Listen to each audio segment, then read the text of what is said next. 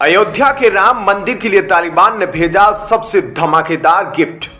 तालिबान के गिफ्ट खोलते ही हैरान रह गए अयोध्या के सभी पुजारी। भगवान राम के लिए पाकिस्तान ने भी भेजा सबसे अनमोल तोहफा। इस पाकिस्तानी तोहफे के बिना अधूरा रह जाता अयोध्या राम मंदिर का प्राण प्रतिष्ठा। हेलो दोस्तों, नमस्कार and welcome to G Chills. दोस्तों, इस बात में किसी को संदेह नहीं कि अफगानिस्तान, पाकिस्तान यह सब पहले भारत के ही हिस्से हुए करते थे।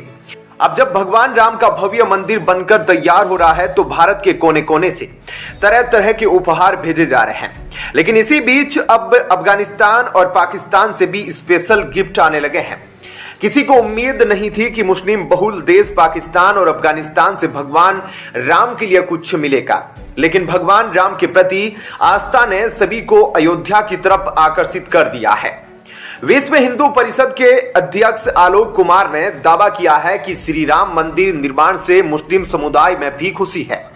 उन्होंने कहा, कश्मीर से मुस्लिम भाई बहन मुझसे मिलने आए और राम मंदिर निर्माण पर खुशी जताई और कहा कि भले ही हम अलग अलग धर्मों को मानते हैं, लेकिन हमारे पूर्वज एक ही है। उन्होंने जैविक रूप से उत्पादित 2 किलो शुद्ध केसर सौंपा। यह भगवान राम के लिए बहुत बड़ा योगदान माना जा रहा है।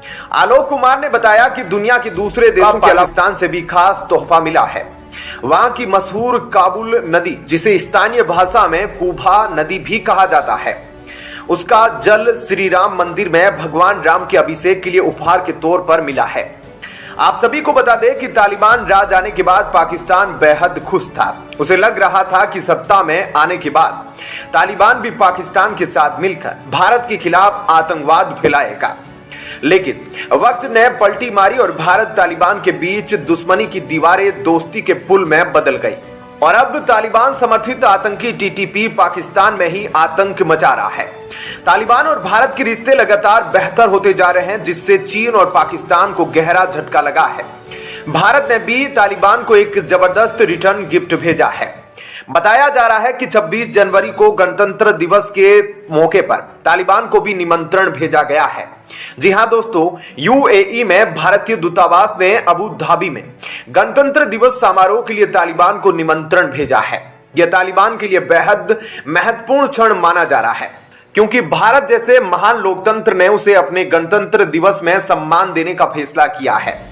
इसके बाद पूरे अफगानिस्तान में खुशी का माहौल है, क्योंकि इससे पहले तालिबान को अब तक इतना बड़ा सम्मान किसी देश ने नहीं दिया था।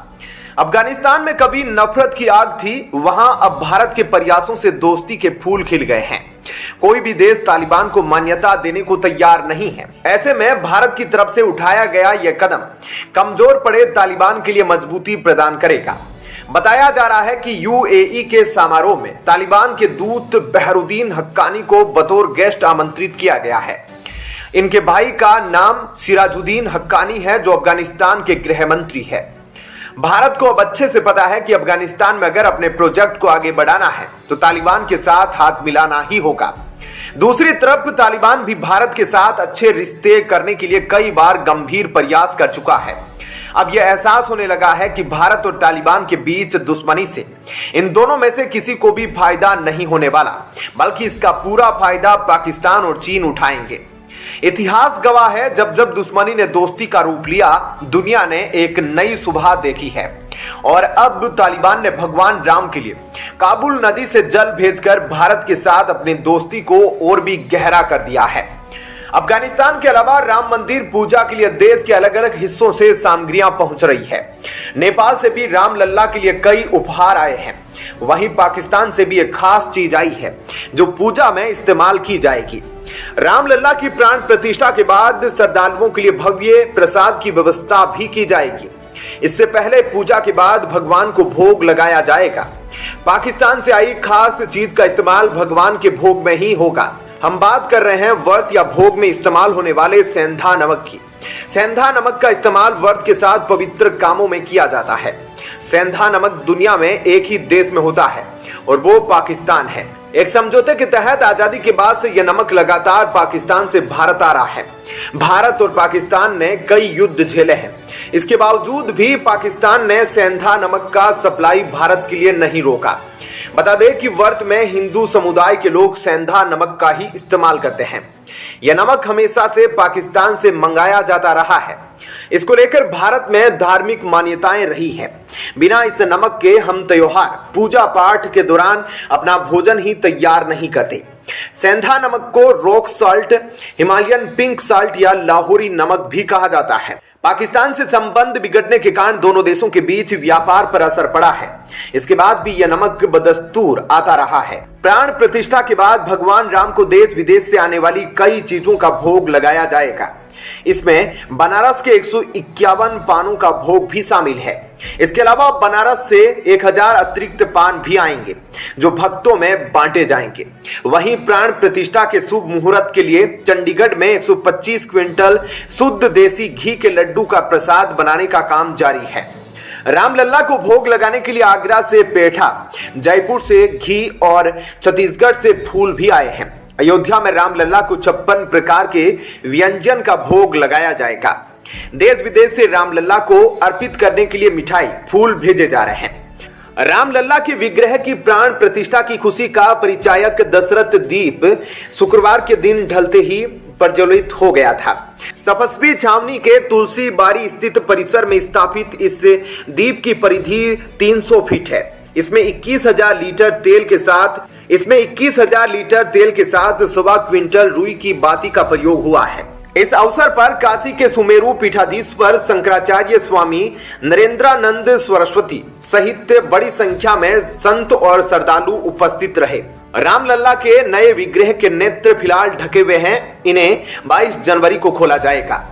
अयोध्या में राम मंदिर में 22 जनवरी को होने वाले रामलला प्राण प्रतिष्ठा समारोह के लिए पाकिस्तान के कब्जे वाले कश्मीर पीओके से एक मुस्लिम शख्स ने शारदा पीठ कुंड से पवित्र जल एकत्र कर भेजा है। इस पवित्र जल को वाहकों की एक श्रृंखला के जरिए ब्रिटेन के रास्ते भारत भेजा गया है। पुलवामा आतंकवादी हमले के बाद और बालाकोट हवाई हमले के बाद से भारत और पाकिस्तान के बीच डाक सेवाएं निलंबित कर दी गई थी।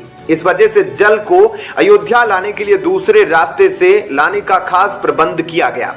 इस कारण से पवित्र जल को घुमावदार मार्ग से लाना पड़ा है। शारदा पीठ पीओके में शारदा कुंड का पवित्र जल एकत्र करने का काम तनवीर अहमद और उनकी टीम की तरफ से किया गया था। एलओसी के पार हमारे नागरिक समाज के सदस्य इस पवित्र जल को लेकर इस्लामाबाद गए थे, जहां से इसको ब्रिटेन में उनकी बेटी माघी रीबी को भेजा गया था। रविंद्र पंडित ने कहा कि माघी रीबी ने इस पवित्र जल को एक कश्मीरी पंडित कार्यकर्ता सोनल शेर को सौंप दिया था, जो अगस्त 2023 में अहमदाबाद आई थी। वहां से यह जल दिल्ली में मेरे पास पहुंचा। उन्होंने यह भी कहा कि पवित्र जल सीधे भारत में आकर यूरोप के रास्ते वहां की यात्रा करके आया है। इसकी बड़ी वजह यह है कि बालाकोट ऑपरेशन के बाद से भारत पाकिस्तान के बीच की सभी डाक सेवाओं को अस्थायी तौर पर निलंबित कर दिया गया था। शारदा सर्वज्ञ पीठ 1948 से दुर्गम है और एसएससीके ने पीओके में एलओसी के पार एक नागरिक समाज का गठन किया है। आगे जानकारी देते हुए रविंद्र पंडित ने कहा, उन्होंने हमें मिट्टी, शिला और अब कुंड से पानी भेजा। यह बेहद ही गौरव की बात है कि 22 जनवरी 2024 को राम मंदिर प्राण प्रतिष्ठा में इसका पवित्र जल का इस्तेमाल किया जा रहा है। पाकिस्तान के कुपवाड़ा जिले के टीटवाल में एलओसी के पास शारदा पीठ में प्राण प्रतिष्ठा समारोह का जश्न मनाया जाएगा और दीपक भी जलाए जाएंगे। दोस्तों, आप नीचे कमेंट में बताइए कि क्या भारत सरकार को तालिबान के साथ संबंध बेहतर करने चाहिए। वीडियो में अंत तक हमारा साथ देने के लिए धन्यवाद। नमस्कार। कमेंट में जय श्री राम भी जरूर लिखिएगा। धन्यवाद।